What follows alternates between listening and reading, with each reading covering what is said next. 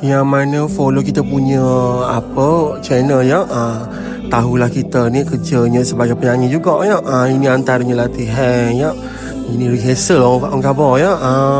Masa ni menyanyi untuk ketibaan tuanku. Dia suka berbenar lah lagu ni ya.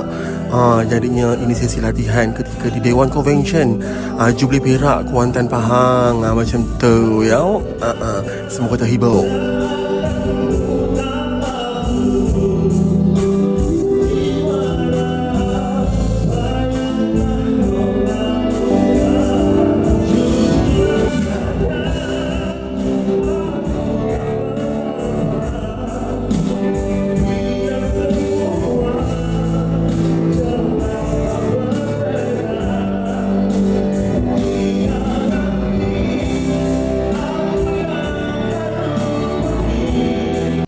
Semua dengar dengan free lah kan. Jangan lupa lah subscribe ya.